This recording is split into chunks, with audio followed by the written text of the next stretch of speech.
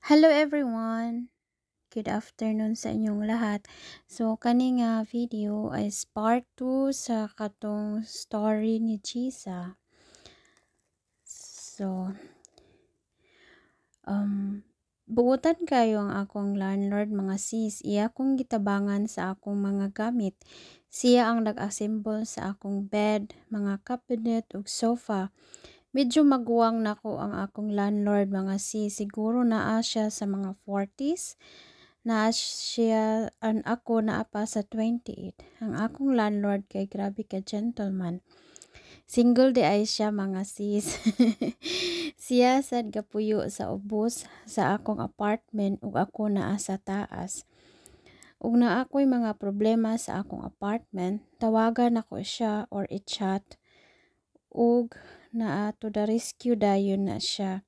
Di ay ang akong landlord mga sis, one time birthday to nako, iya ko gigreet ug iya kong gitagaan og mga flowers ug chocolates mga sis.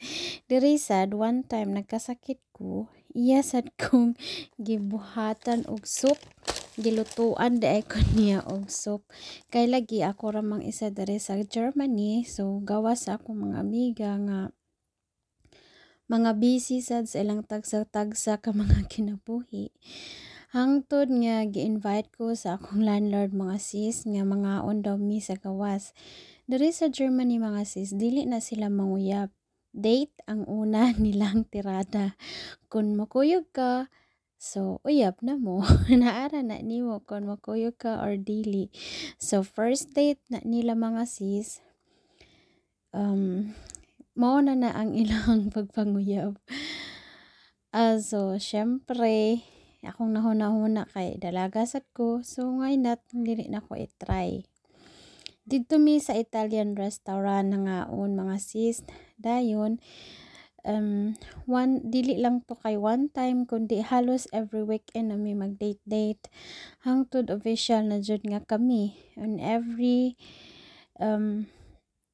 In every leave na mo or holiday na mo sa work, kay mag-travel mi sa lain-lang country sa Europa like Italy, Switzerland, ug kaming duha ang kuyog sa ug ni one time ning kuyog pud siya nako dito sa Pilipinas mga sis, gipalailan nako siya sa akong family ug giganahan ug na in love pud siya sa Philippines, lalo ba na sa weather.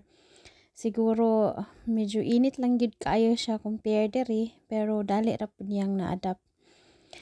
Hangtod nga iyaha kong ingnan nga mag-ipon na lang mi og puyo para dili na ko mag-rent ug makasave sa ko sa rent. Ang among relasyon niabot di ay og 3 years. One time nag-vacation mi sa Switzerland mga sis ug dito mi naglakaw-lakaw ug iya akong gi-surprise, nagpropose siya nako mga sis, and of course yes dayon oy.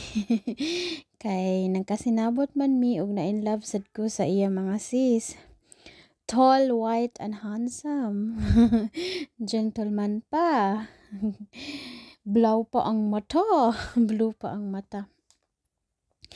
So, karon mga sis, naa nami di ay duha ka mga anak. We have one girl and one boy. Ug nibalhin na sa dami sa apartment nga amo ang gipuy-an kay kinahanglan namo og dako nga space nga pang pamilya jud siya nga balay, dili kay siya dako kaayo pero igo-igo ra jud namo mga family na ay tagsa-tagsa karo mga among mga anak. Salamat kayong mga sis, and thank you for reading my story, Miss Lynn. I hope my story will have ma-inspire ang uban natong mga listeners. Like, thank you so much for this kind of idea, Miss Lynn, nga kanang ma-share na mo ang among mga stories online. Pero with our privacy. So mga sis, thank you so much for listening our story today. So it was the part 2 and the end of the story of Miss Chisa. Og naamoy mga istorya sa kinabuhi ilabi na sa mga afam-afam. I-message lang ko ninyo kay ako na siyang basahon ug depende ra pod ninyo kung inyong ipin ang inyong Facebook or pwede ra pod dili ninyo ipin ang inyong Facebook for your privacy kay kabi na kayo karon ang online kung magapin-pin ka so syempre who knows kung ma-viral so mas nindot pod ang with privacy, i-send lang ninyo nako. Thank you so much for listening. Ciao!